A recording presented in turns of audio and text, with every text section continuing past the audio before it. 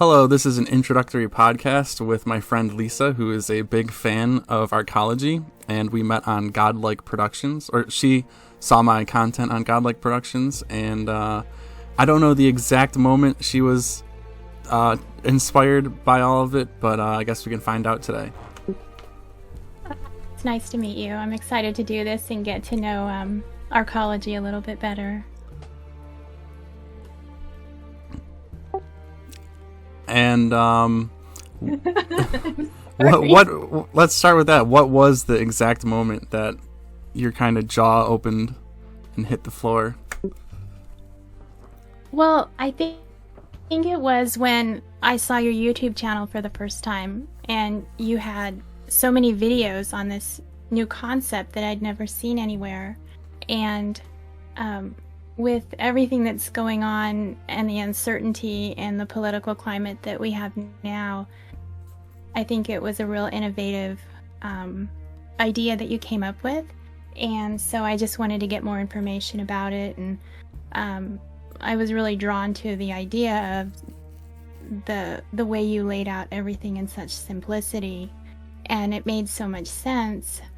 So that's where I kind of reached out and I said, you know, what is this going to turn into, and what are your ideas on it, and how did you come up with it? And so I've just been really impressed with the whole concept, and it's very exciting to see where it's going to go. Me too. I really had no idea in what direction it would go when I first started. And what's cool is I was making videos before I even stumbled upon the modular Arkology direction. And so you can actually dig up everything and go back through time, travel through time, and look at these older videos from like 2017, 2018. And the scale I was thinking of was like, initially it was like 5 or 6 hexagons. It wasn't even anything crazy, but how did you come up with the name of Arkology? So it was the third name. The first name was Universe City, or Universe City if you say it fast. And then the second name was Ancapistan, because I was kind of inspired philosophically by anarcho-capitalism and writing your own constitution, because ANCAPs are the first people, they were the first people on the internet to kind of trash the Constitution and trash democracy. And their solution was that anyone can write their own constitution, and if it's better, people will adopt that new contract. They'll sign that new contract. And that was a big inspiration for me. And then they were supposed to build, the ANCAPs were supposed to build these mythological cities called Ancapistan. And I said, oh, well, I could design it, or I could put my work towards that goal, because I thought it was fascinating and futuristic. Okay. And Ancapistan, that stands for anarchy, capitalism, or what does that mean? Yeah, so Istan means land of in Arabic. Okay. And then An is anarchy and Cap is capitalism. So it's the land of the anarcho-capitalists. And when I think of anarchy, is that lawlessness, or how would you describe anarchy? So I would describe it as the government needs your consent. Like the government gets their power from the consent of the governed. So a true anarchist system would have many different people living in many different systems, and those systems would be governed by contracts or contract law. And we actually kind of have this weird hybrid system right now where you're governed by many different contracts, like you and your employer. If you're part of like some nonprofit or some charity or something like that, you're governed by contracts. Like with your terms of services on the internet, stuff like that, that's a contract. So we kind of have this weird, vague hybrid contract system already. And the government is a monopoly. And most anarchists thought believes in breaking that government monopoly and expanding the contract system.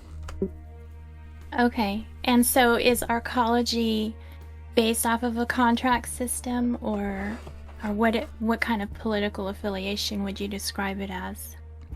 So it's lib-center. So not left, not right, but it's libertarian because it breaks that monopoly, or tries to break that monopoly. And the Trinity contracts are exactly what they are. They're contracts. So.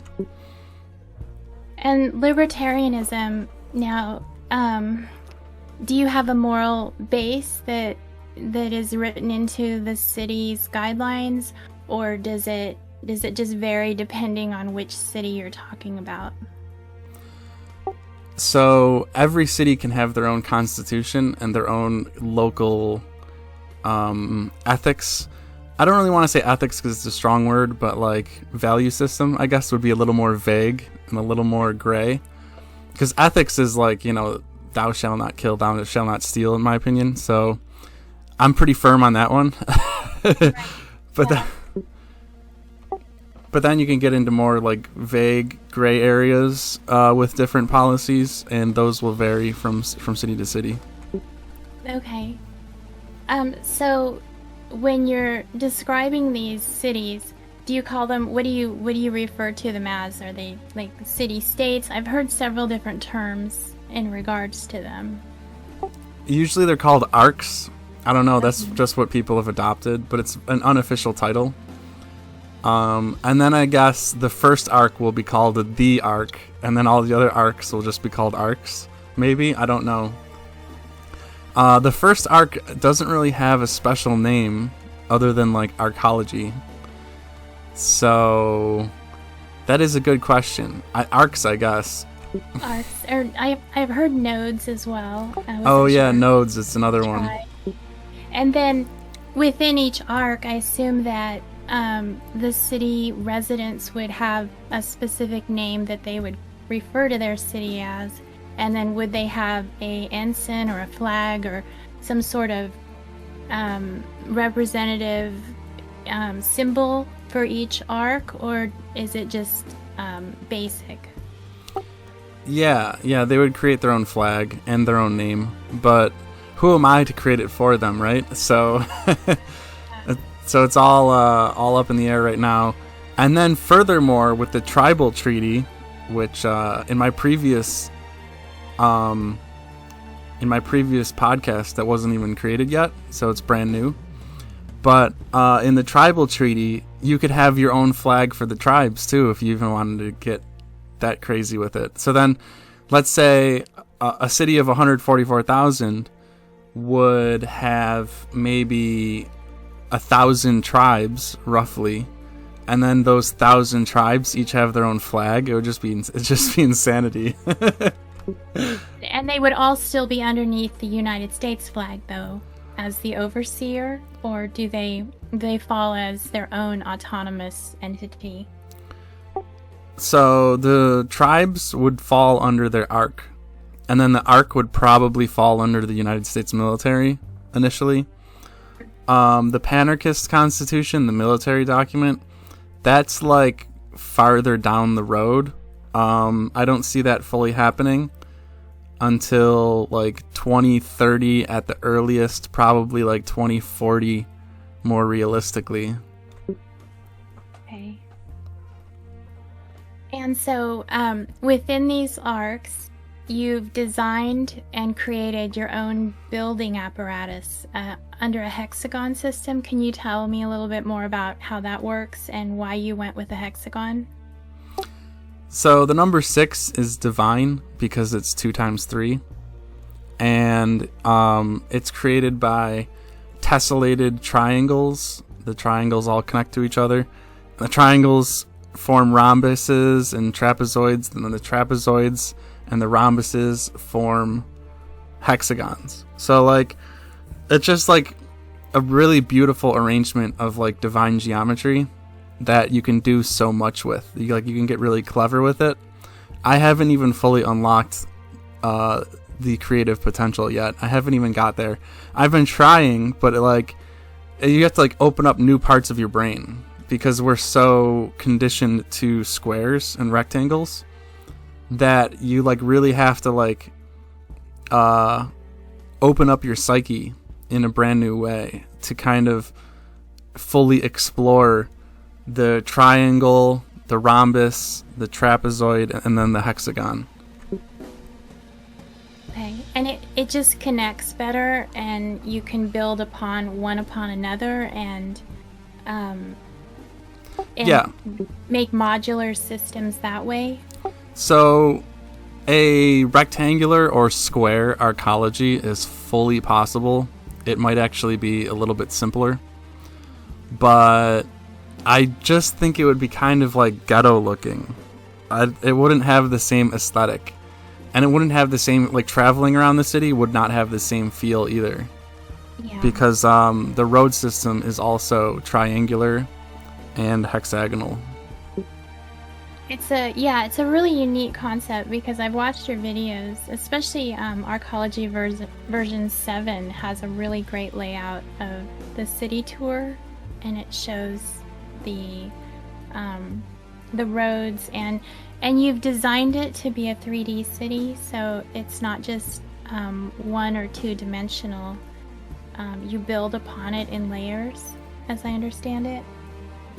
Yeah, there's in the version 7 video, there's 3 layers for the whole city, and then the higher city has 5 layers and 8 layers, the taller sections. Okay, and it's really dense. You compact it, or that way. Does that mean you can get more people into a smaller area, or what's the reason that you try to build it so compact? It reduces the commute distance for everyone. So the travel speed is reduced from like 45 miles an hour roughly down to 15 or 20.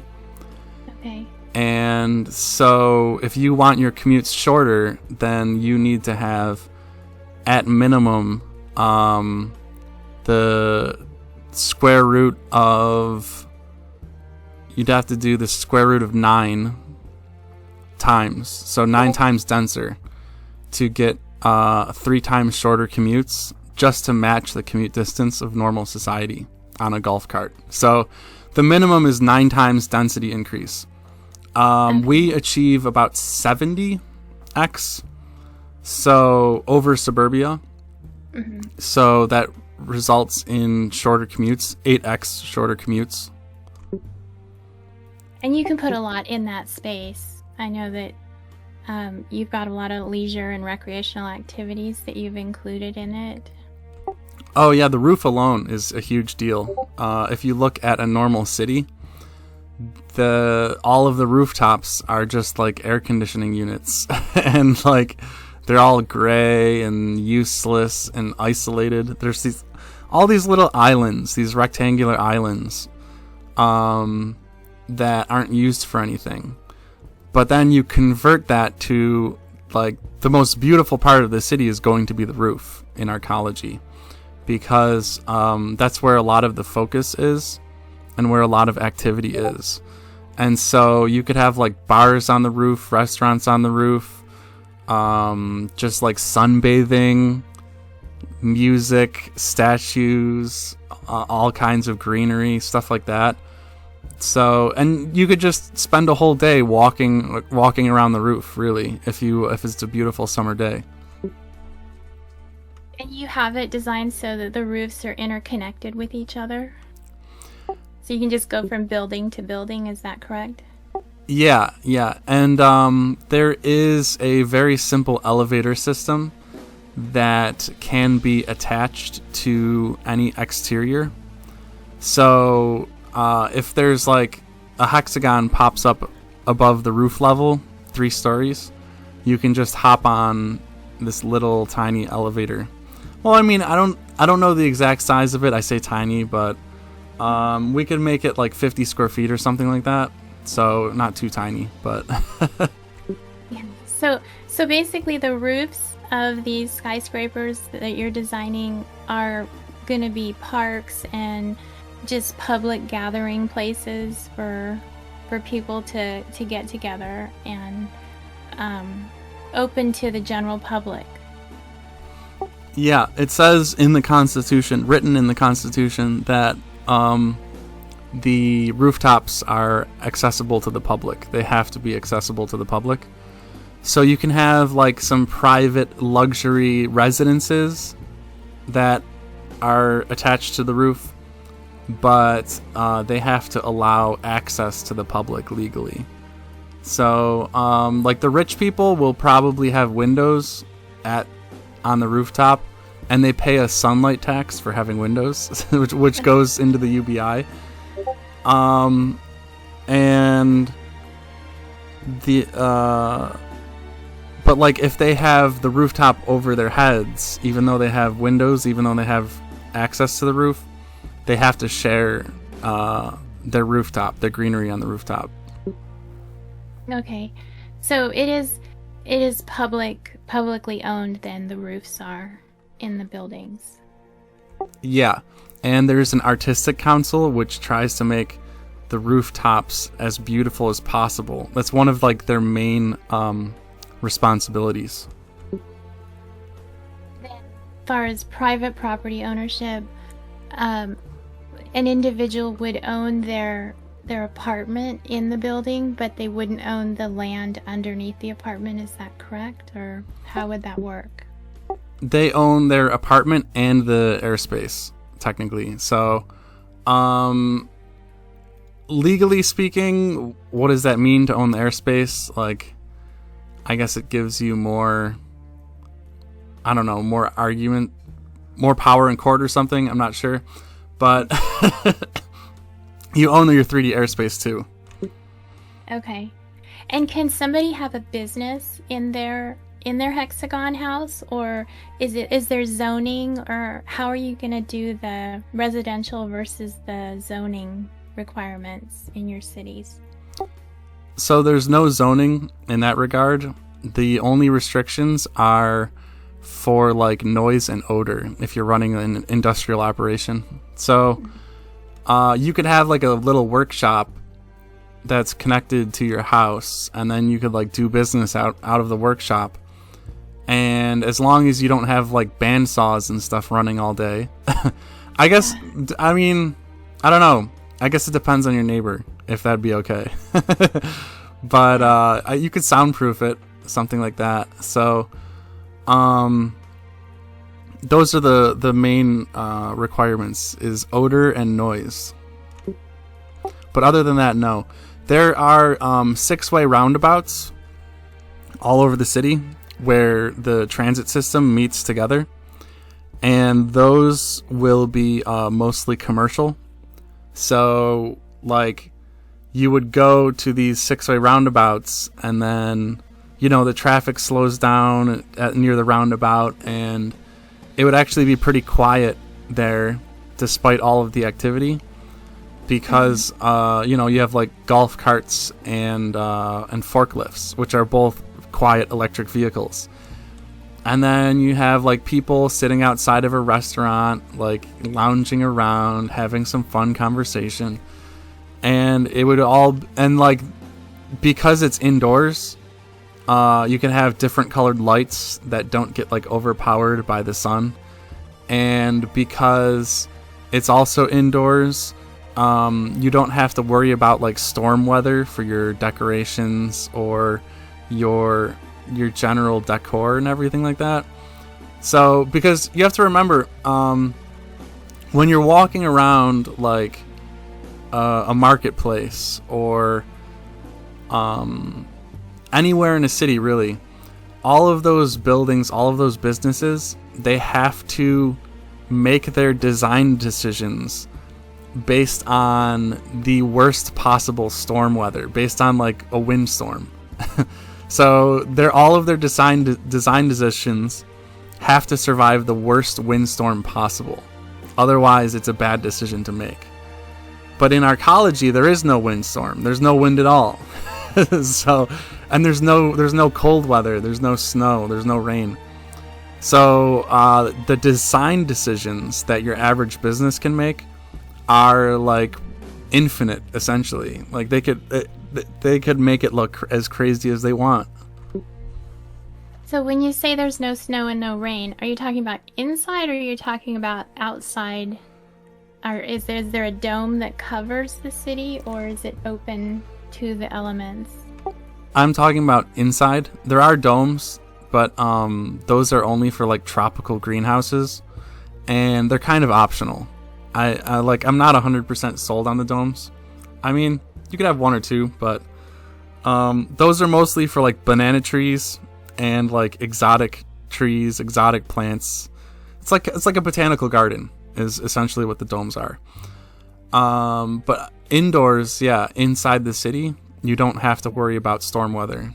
And you designed a geothermal heating and cooling system, is that for the city, that will help with the costs of the climate within buildings? How did you bring that about? Yeah, the geothermal, all it does is it helps cool the structure.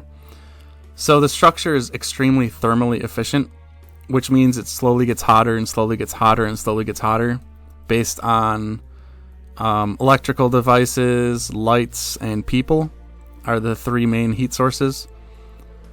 And then maybe like hot water heater or the electric water heaters for like taking showers and stuff might be a fourth. So though you have those heat sources, and that heat has a difficult time escaping the building because it's so large and there's so many layers to the building. So you need to actively cool the building. And there's this scientific guy on YouTube, it's Isaac Arthur. And he said that cooling the building is actually the main reason that no one has built an Arkology, is because they can't solve the cooling problem. But so there's no choice. You have to actively cool the Arkology unless the temperature, because then the temperature will keep increasing and increasing until you have like 110 degrees. So that's what the geothermal's for. And the geothermal ideally will, maybe it'll be like 30 to 50% of the cooling. We still need a little bit of air conditioning, I think, unfortunately, but it's going to be maybe about 50% of the cooling is geothermal. Okay. And the building's made out of steel? They were pre-modulated in factories and brought in? Is that how they're designed? The frames are almost 100% steel, yeah. The cheapest steel you can buy. Yeah. So you don't have to worry about tornadoes or hurricanes or the elements destroying them. Earthquakes are kind of a question mark. Where I am, we don't get earthquakes, so the engineering firm that's designing them right now, I don't think they're really concerned with earthquakes. If you build in like California or other parts of the world that do get large earthquakes every like 10 or 20 years, you're going to have to put more steel into the building, put more investment into the steel structure. Otherwise, if you get like an 8 or 9 magnitude earthquake, it could just flatten your whole city. Yeah. So you have, what's the largest population density that you have within one building or one apartment complex of a hexagon? So a hexagon is 10,000 square feet and 3 stories tall. And the population density of a hexagon varies. It's like ideally under 30. Like if you get more than 30 people, it's just too crowded. It's going to be closer to like 25-ish, maybe even 20. And then when you get less than 20 people, it actually might feel like, I'm not going to say empty, but maybe a little unfilled. The vast majority of my blueprints are between 6 and 12 apartments per hexagon. So these are like 2 or 3 bedroom units generally, 2 or 3 bedroom apartments. And they vary from like 750 square feet to I think like 1,500, something like that. So that's enough for even a couple or a small family then to occupy. Yeah, so most of them also have shared space, which I love the idea of shared space because it gives you huge amounts of luxury with a small added cost. So if you have 3 apartments sharing like a theater, you can build a theater. You can build, 500 square foot balconies. You can have like large, open, expansive areas that, with one thing psychologically speaking, is if you're trapped inside this 3D city, like 22 hours a day, essentially, psychologically that's going to have a negative effect. So you need like expansive areas to kind of to just like give everyone more space. So that's why the 30-foot ceilings are extremely important. All of the hexagons have 30-foot ceilings, and that's extremely important psychologically. And I try and include like at least one section or one area with a big open rooftops per blueprint. Okay. Yeah, and I've seen you put in a lot of greenery and a lot of plants and try to bring the outdoors in, so it also gives that lush kind of feeling in those shared spaces. But I imagine that would bring a sense of community and closeness to the neighbors, so that it's like an extended family once you get to know everybody and you see them regularly. Yeah. You would be very close with these people. They would be like your best friends. Or worst enemies. Go either way. But, yeah, so the thing about the shared spaces, they do require, like, a bit of maturity and a bit of, like, I don't know what word I'm looking for right now, but, yeah, it does require some maturity to kind of, to really embrace them. I might have to make a few more hexagons that like don't have shared spaces, but they could be, maybe like 75,000 per apartment, something like that. Whereas with the shared spaces, you can get down to like, I think some of my pods, they're these little bedrooms that are 200 square feet. Some of the pods I had for like 15,000 was my estimate, but you get 8,000 square foot of shared space for that 15,000 price tag. So it goes up from there. So you can basically find the price tag that's going to fit for your budget. And I don't think one of the things we've talked about yet is the UBI, which I think is really exciting that you've included into this. You've managed to fit that into the economy of the city, so that is it for every resident, and is it just for adults, or who does it qualify to get the UBI? So it starts at age 10. $60 a month is where it starts, and then it goes up with age every 5 years until you are 70. It maxes out at $660, and over time, through the political process, those numbers and those figures can be changed and adjusted from arc to arc, from city to city. And obviously the tax rate will have to go up along with the UBI, but that's up to the direct democracy process within each city. Okay, and that's just a universal basic income. But when people hear that, what do you say to people who say, well, that sounds like communism, because everyone's getting a basic income, and that just sounds like everyone's being paid according to their abilities and needs? How would you respond to that? I would say that, the phrase time is money, people use that phrase.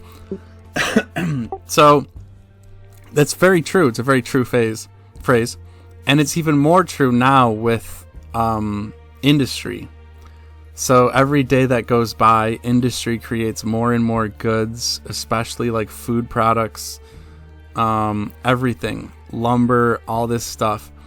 And in a just and ideal society, the government would take a portion of that vast productive capacity and then redistribute it to everyone, including the owners of the factory, right? Why not?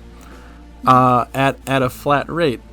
And then basing it on age is an even better system, because that's like a fundamental aspect of everyone's reality is their age. And if they're like, a senior citizen, or if they're 15 years old or whatever, they're at different stages of their life, they need a different UBI. So this is just like socialism, right? Let's just define the isms real quick. Socialism is when Congress owns all of the businesses, all of the whole economy is like owned by Congress. That's socialism. Communism is this like fairy tale where everyone shares everything and like no one has to work anymore somehow. Mm-hmm. And then capitalism actually is there's nowhere in the capitalist definition that says that a universal basic income is like not allowed or impossible or anything. People who support universal basic income, they often mention that one of the first people to suggest a UBI is Milton Friedman in the 1960s. He suggested a negative income tax.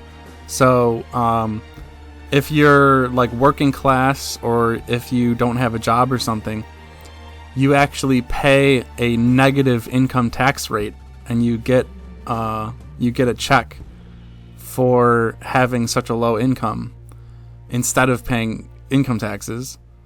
And this would replace the existing welfare system, the negative income tax. Okay. And so in addition to working, if you were to get laid off from your job, then you can still rely on the UBI while you're trying to find another job and support your family. So you wouldn't be put out on the street necessarily, as long as you were actively searching. How would the employment situation, how would you keep jobs active within these cities so that new opportunities and new jobs were available to people, and that it didn't just stagnate? So the economy is very similar to what we have now. You'd have schools, you'd have restaurants, you'd have warehouses. Traditional corporations would even operate and exist in Arkology. That's perfectly fine. So you'd have your Walmarts, you'd have your Targets, you'd have your Rite Aid and Walgreens and CVS and all that stuff. And the only thing that's changing is your rent and mortgage would be drastically lower, and your vehicle that you use to commute to work would be very different.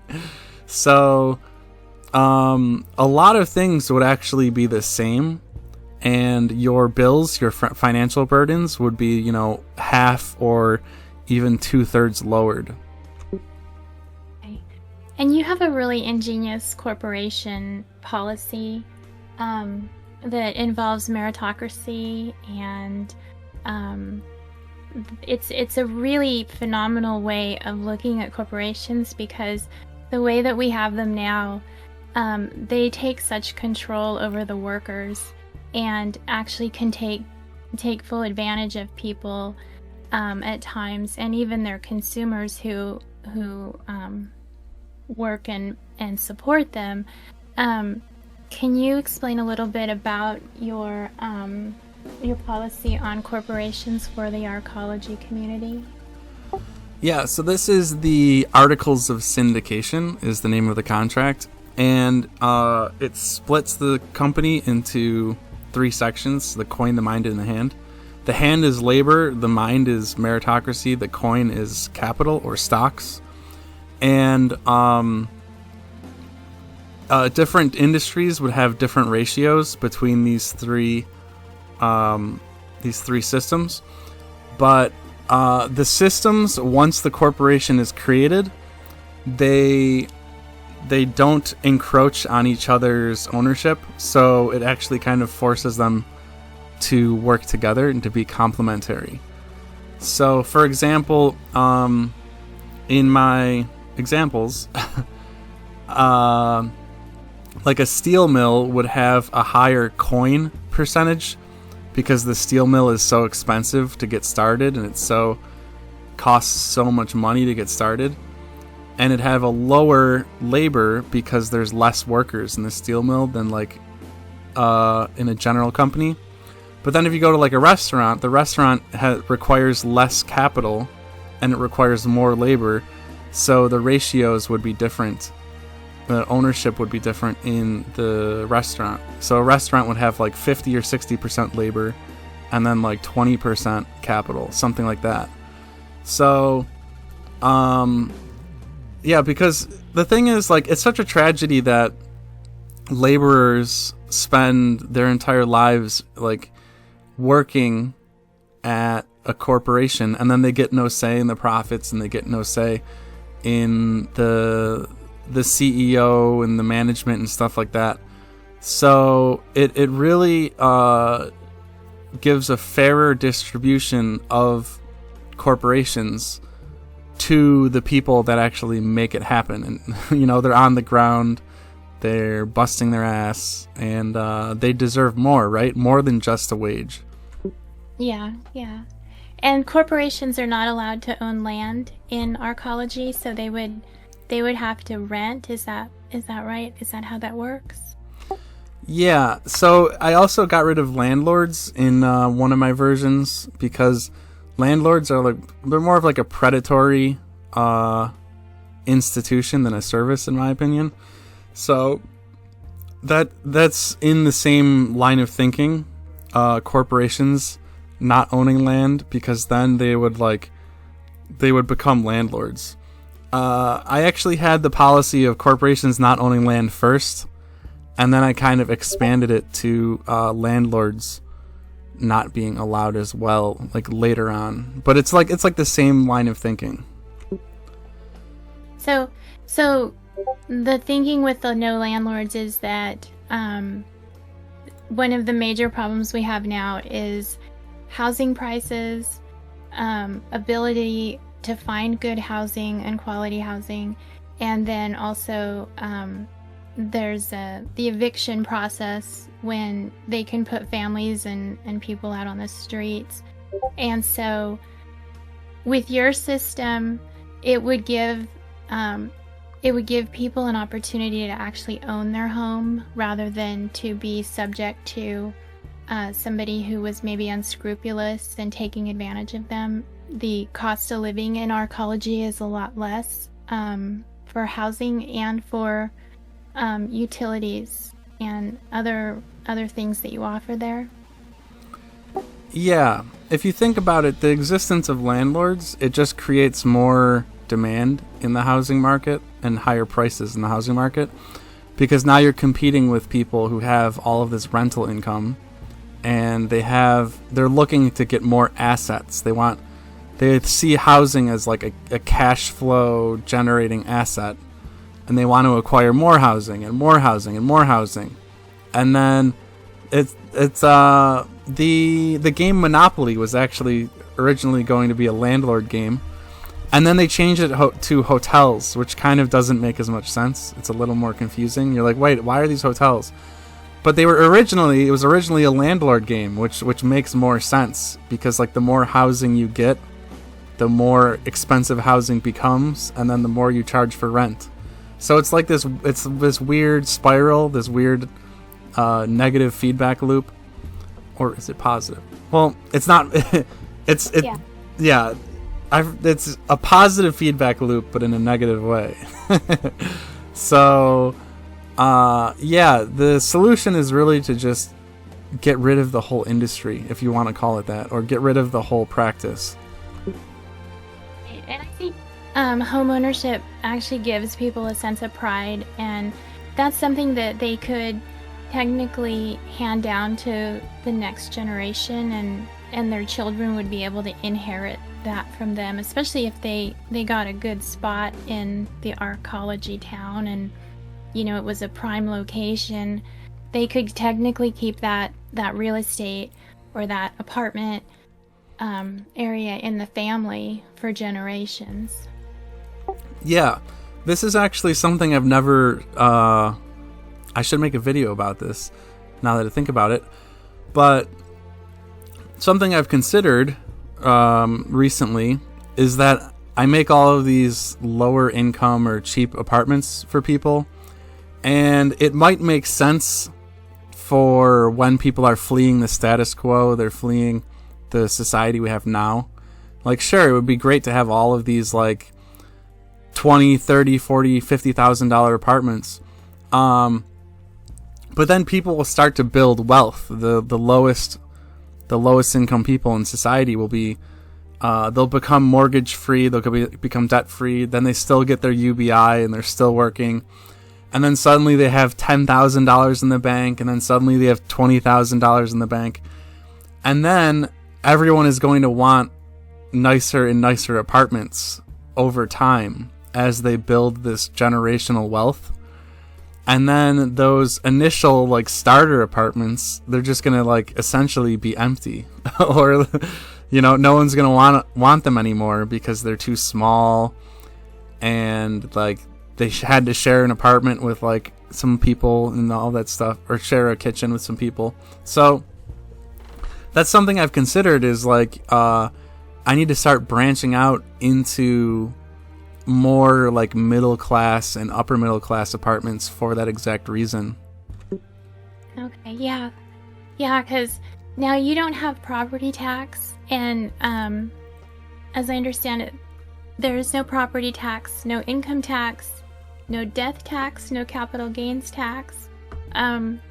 So basically, as long as someone owns their apartment and they continue to reside in it for at least 6 months, that will be their place for until they die. Is that correct? That no one will be able to take that away from them? Yeah.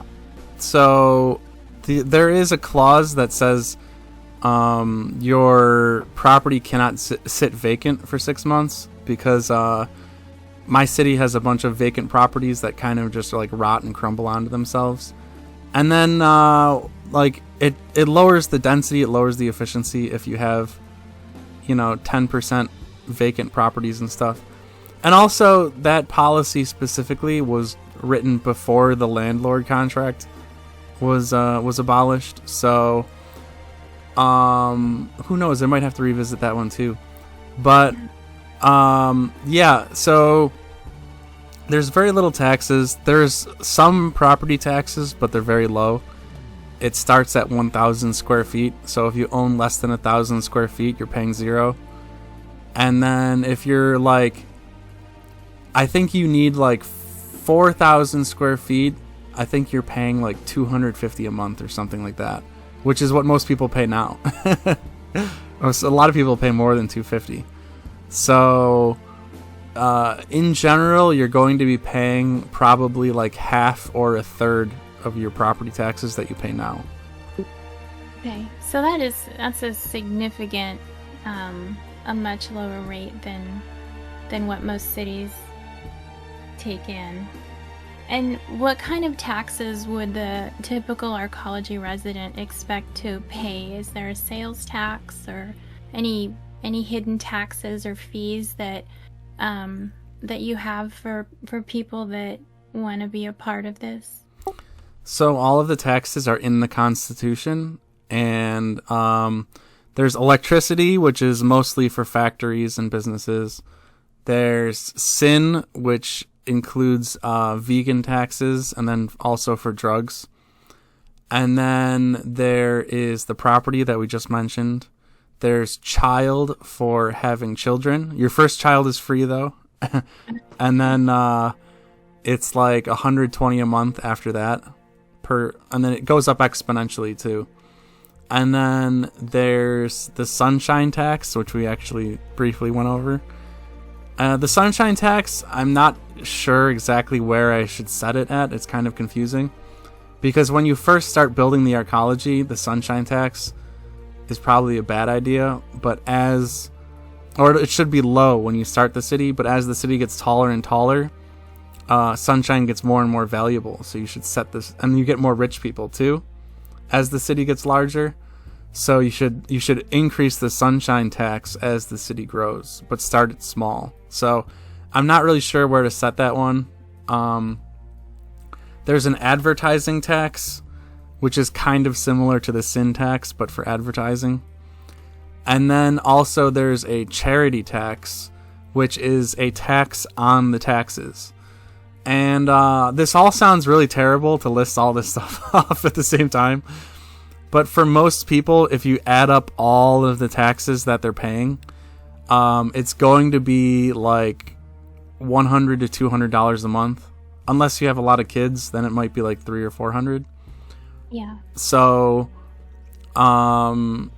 there's a video that called that includes a tax calculator, and it will calculate your tax rate. You just plug in your numbers, and you find out how much you get back after your UBI and everything like that. And most people, if you don't have a lot of kids and you don't have a lot of property, then you're generally going to get back like $200, $250 a month with your UBI after all of your taxes are paid. Okay.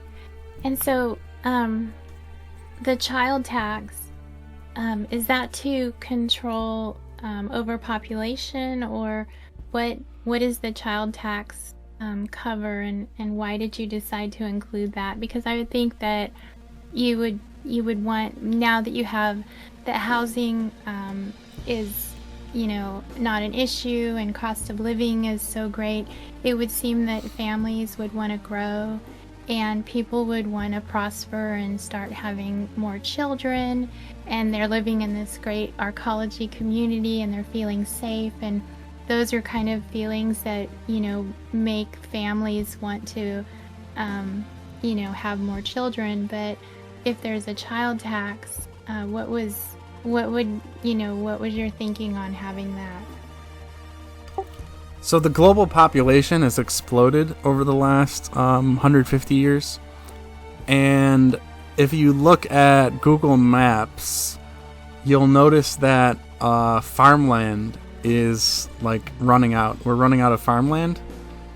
And that's the bottleneck, the great bottleneck that we're running up against right now. And I'm a strong believer in like less is more kind of thinking, especially with human beings, or like quality over quantity is another big thing that I'm a believer in as far as human goes. So maybe a focus on building a better human, building a better society, building a better psychology, things like this, instead of just trying to get the population higher. So I'm a huge supporter of like 2-child families, because then it's like it keeps things steady, a steady state. And or like a one child family is fine too. That's why in the child tax, the first child is free, because I think everyone should have at least one child. But like having like 3 children or 4 children, I think should be financially discouraged, but not like illegal, right? Making it illegal is a little too strong of a statement, I guess. But to financially discourage it, and then to take that tax money and put it into the UBI system, I think is a great compromise for keeping the human population steady at a sustainable number. Okay. So you're wanting people to just improve their quality of life, and as I understand it, that they also want to improve themselves while they live in the city. So I know you have a great love of artistic endeavors, and you've put in a huge amount of effort in making sure that the residents are able to pursue those pursuits. And so one thing you said was a 2-day work week, and that what would they spend, for example, what would a typical day in Arkology be like for somebody on one of their days off? What's some of the things that they could spend their time doing? I mean, it's such a big list. You could go to a bar or restaurant. You could go shopping. You could hang out with your tribal friends. You could have a meeting with your tribal friends and then plan a trip or something. Or you could go on a trip. There's the catacombs is a fun destination. I was going to have the an underground diving. So you make like you take a bunch of explosives, some dynamites, and you make artificial caves, like kind of like your kind of like a mine. You make like a mine for no reason outside the city, and then you fill that mine up with water, and then you could go diving in the mine. Which I think that was what I made a really small version of that, but I didn't really feature it in anything. I think that would be really fun though. And then you could have like secret destinations in this mine. You could have like a bar that you can only get to through like diving, like a cave bar. And then you'd have a little elevator shaft that you drill, and you could like restock the bar and like get oxygen down there too, through this little mine shaft. But that's one idea. There'd be bungee jumping, skydiving. There's a zeppelin that sits over the city, so you can like take an elevator up to that zeppelin that's always tethered above the city, skydive off the zeppelin, just hang out in the clouds and just like enjoy the view. There's the huge water park. There's the roller coasters. There's hiking outside of the city. There's concerts right outside of the city. There are campgrounds. You can go pick fruit at the orchards. There's orchards surrounding the city. So, like, something I've been doing the past year or so is, like, building out the land around the city, which is also just as important as the city. So, I love the contrast between the really high-density city and then, like, just forest and like man-made lakes and things like this. So you could go to the beach at a man-made lake, and you can like go wakeboarding or something at the man-made lake. I think it used to be 12 acres, which was way too small. I think I increased it to like 50 acres, the man-made lake. So might still be even a little small. I don't know. We'll see. But yeah, so then the huge water park, I just put that in for version 9. That's another destination. There's a whole industrial area, which I don't have the expertise or the inspiration to build. But there's going to be a whole industrial park outside of the city. And you could even take a tour around that, because it's like one big science tour. To tour the industrial park. But those are just a few examples. Yeah, I've seen on your videos you really intermingle, like you'll have a Ferris wheel, and then you'll have some sitting areas, and then a little farther down there's an amusement park, and it just seems like it's so versatile with so many different aspects to it. I could see a very artistic and creative type environment for people with a lot of music and activities always going with theater and museums and art, and especially if they have a lot of free time to pursue those kinds of interests.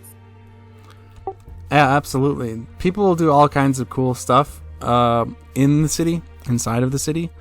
They can do whatever they want, anything you want, like even something for like babysitting. Like you can turn a hexagon into like a babysitting location. So your parents take their children there, the children play, the parents can talk to each other and like, have some beverages or something, and the kids can tire each other out, make some friends, and just be kids. Like, that's another option too.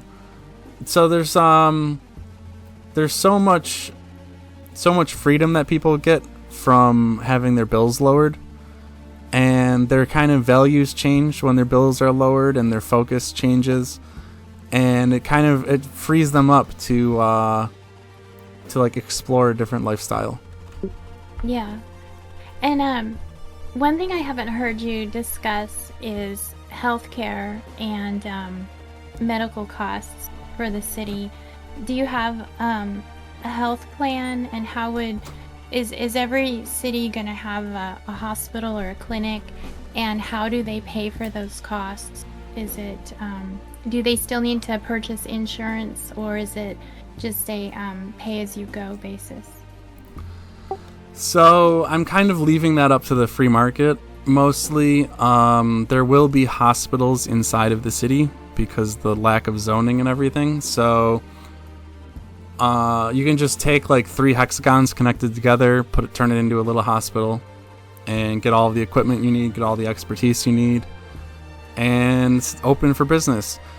One of the main reasons that the UBI goes up as you age is healthcare costs. So ideally you would be using that higher UBI to pay for prescriptions, to pay for health insurance, to pay for, a surgery here and there, something like that.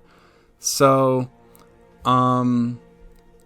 yeah, the UBI going up is one of the big ones. And then just like having a little savings account from your lifetime. So since your bills are lower, even if you're a working class person, over the course of your life, you can save like $100,000 potentially. Maybe with vacations and stuff like that, maybe like 60,000, who knows. But all of that money you have available to you in case your health wanes. Yeah, and you took a real libertarian view when you were designing this. What are your thoughts on gun rights? And is that just going to be based on each Arkology's preference? So would there be some nodes that are anti-gun, and would that be okay? And then are there other nodes that perhaps may encourage people to own guns? And is that going to be just dependent upon what groups live within each city-state? Yeah. So in my Ark, the Ark that I prefer, the Bill of Rights is completely followed, which would include the Second Amendment. So there would be guns in my Ark, but I was considering banning hunting on like around the city, because it's just a terrible thing to, like, if some deer and stuff are wandering around near the city, it's a terrible thing to just shoot them, right? Yeah. So I mean, it would be kind of shocking too if people are in a condensed area and they're hearing, a lot of that going off. But I imagine you'd have gun ranges and places where people could just do target practice, and even archery, and whatever their interests are, fencing, or whatever weapons they choose to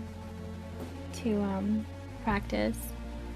But now, is it possible that an entire religious group could purchase an Ark? Say there was a religion that, like we have in certain areas of pockets of the country, we have Amish communities that they like to stay together, and they have their own ways of living and maintaining their cultural interests. So would another religious group choose to form an Arkology could they make it just exclusive that they can decide who gets to move in, and so they would be able to only keep it to their own beliefs? Or is Arkology, do you have to accept everyone based off of, you can't, that you don't want to discriminate based off religion or age or anything, or are you able to choose? So the system has an immigration policy, and the immigration council or immigration judges, they can choose how they restrict their immigration.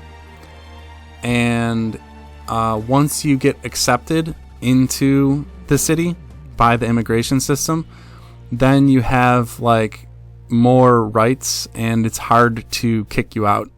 You need to violate the law to get kicked out. So violate the law usually 2 or 3 times to be kicked out. So yeah, they could restrict who gets into their community based on a number of guidelines. And you do allow visitors, though. You have a visitor policy where people can come in for tourism and just to kind of, if they have family or something, they're able to come and stay for a period of time just to visit.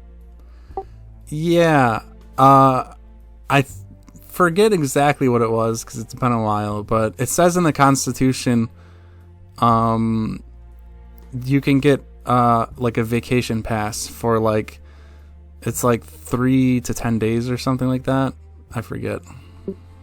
But I guess that gives a sense of security to the residents too, because they have that sense of they're safe knowing that they have this little pocket of people who they see every day, and who we all, they all work together, and so they're not worried about someone coming in and trying to take advantage of them or rob from them or steal from their families. Yeah, it's comforting to know that everyone has been vetted on a certain level. So let's say like you're at the water park and your kids are running around and stuff like that. It's just a little, like in the back of your head, you feel safer knowing that people had to go through this process, this judgmental process to get through into the city.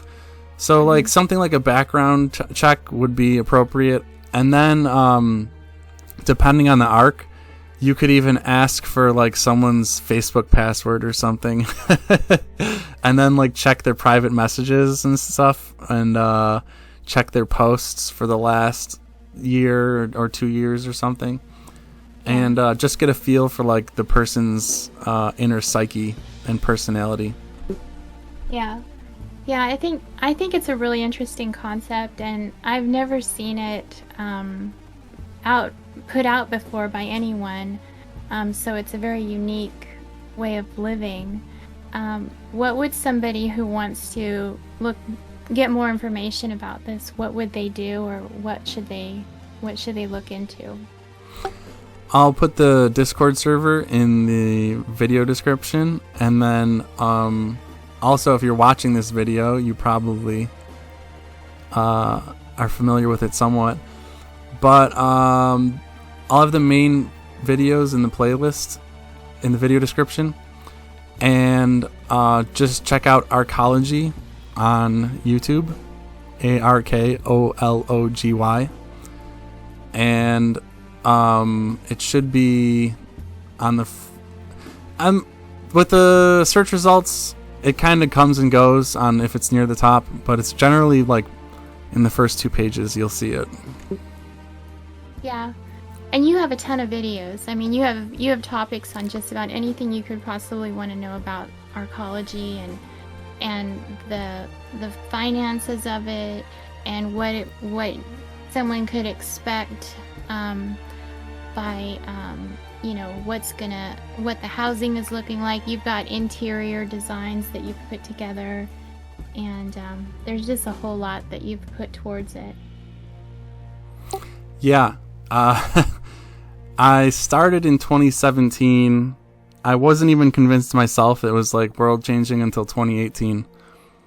And then by 2019, I was like fully committed to the idea and the project. So it's been an interesting 4 years or so, that's for sure. Yeah, it's very exciting, and I'm sure people are going to really take to it. I think it's ingenious, and I think it's what we need.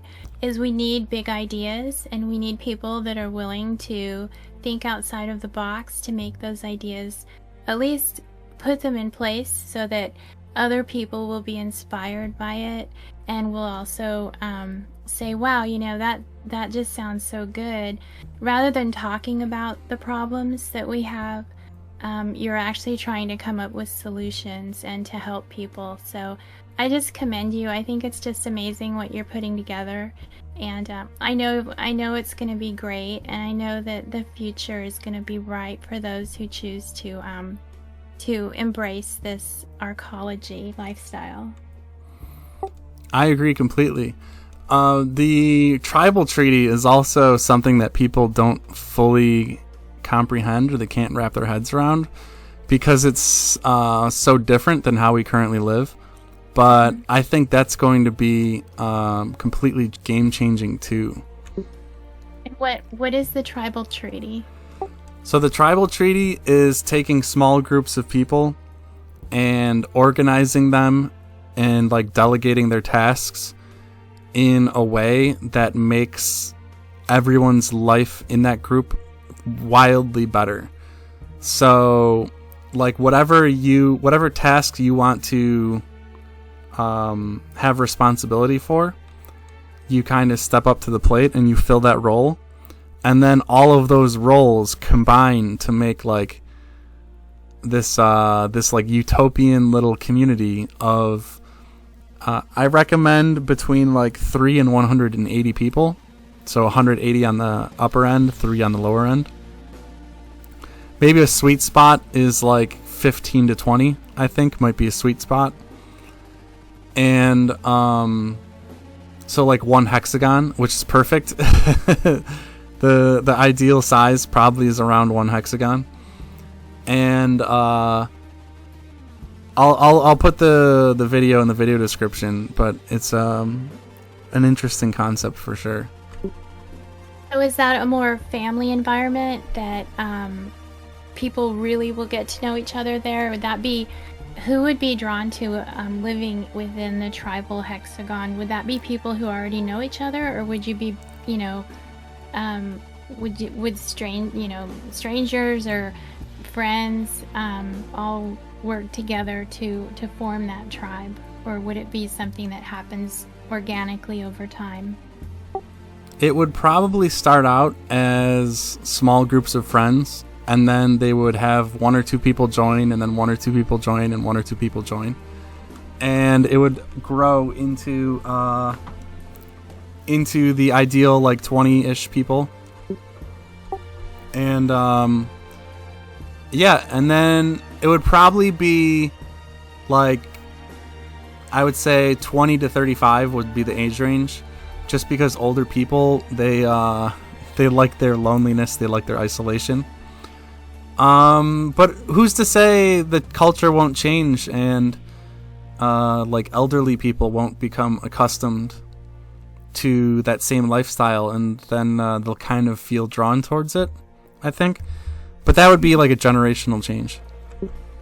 Yeah, I think it does. I think that there's kind of like an arc where when you're young, you want to be around others, and then in your middle ages, you kind of isolate, and then I think as you get older, it's not good to isolate, especially for seniors, because I know one of the problems with the way things are today is there's a lot of elderly and seniors who are isolated, and they just don't have that socialization that would be so beneficial to them, and they just kind of wither away in loneliness. So I think something like this is also an ideal. It just is so variable for so many different types of people, and it can really bring that needed comfort to those who do want to gather around others. I agree completely, yeah. It's and like with the 144,000 city size, it's kind of like the ideal city size. And I noticed I spent a little bit of time in New York City, and since there's so many people in New York City, everyone gets spread out more and more and more, even though it's so dense. So you're like drowning in this massive sea of people. And if you keep that city size constricted to 144,000 people, then that never happens, and you're always within walking distance of like everyone in the city. So that also keeps people close together, and it also keeps people like more social. There's this it's kind of this conundrum or paradox, I guess, where as the city gets bigger, people get lonelier. And that's one of the main reasons why the city size is actually kept to 144,000. Okay, yeah. Yeah, and I know, like, when you're on a cruise ship, because everything is contained, self-contained, and you're kind of in an enclosed space with a large group of people, you do see the same faces every day, and you'll actually start, saying hello and starting to have conversations with them, because the familiarity that you have with them, just naturally brings people to conversations, and so it is one of those things where you'll get to know people that you never would have normally met, and so I think with the closeness of a city-state like Arkology, you would have the same thing where you see your neighbors and you're always passing them in the common areas, and you could build some great friendships that probably would last a lifetime. I agree 100%.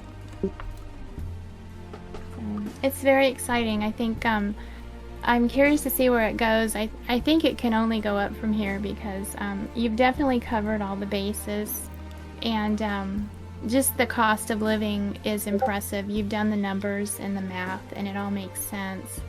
So housing is a huge problem today, and I think you said in one of your videos, this doesn't replace living in the country. This just makes cities better. Yeah. Earth ships are a good replacement for the country. Those are really cool. What is an earth ship? It's a style of building that uses like all kinds of different materials, and you'd have to it's a whole different video, but check it out on YouTube. It's in that cob housing and straw bale houses, and there's different homesteading type Yeah, houses. they use the greenhouse effect to keep the house warm all winter. Yeah, I've looked into some of that before. So, Yeah, it's really a good solution. Yeah. But no, this was really exciting. I really appreciate the opportunity to talk with you about it, and I think it's really enlightening to see what you've put together. Thank you. Yeah, so I appreciate this. It was good to meet you. You too, thanks. Alrighty.